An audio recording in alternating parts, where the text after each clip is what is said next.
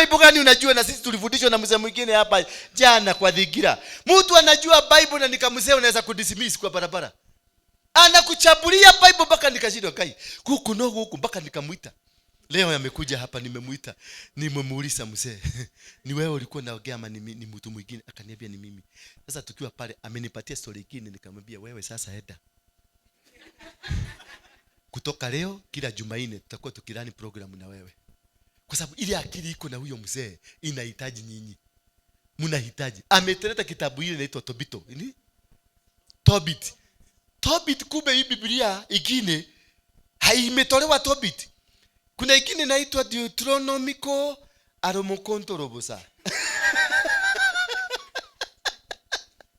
Na huyo mzee anajua. Na nikamzee una dismiss. Huyo tutakuwa tukirani show na every Tuesday. Dhigira ingine tutatengeneza every Tuesday. Na mama na kuna mama mwingine alikuwa hapa na yeye ako na maneno mzuri. Ukikombine hiyo watu Kenya watafunguka. Kwa sababu nataka kuuliza hii vitabu vingine ilitolewa kwa Biblia kwa nini? Yes, ilitolewa. Wewe unaweza kuniambia ilitolewa kwa nini? Huyo mwenye alitoa alikuwa na Mungu? Ama alikuwa kwa ofisi ya Mungu ama alikuwa bodyguard ya Mungu ndio akuje atoe?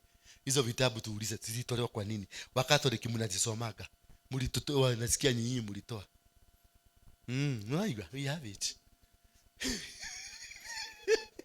Na alafu tunaambiwa tunaenda mbinguni sisi zote. Na kuna vitabu zingine zimetolewa na labda ndio hiyo iko na code ya kufungua password ya mbinguni. Na kitabu ilitolewa.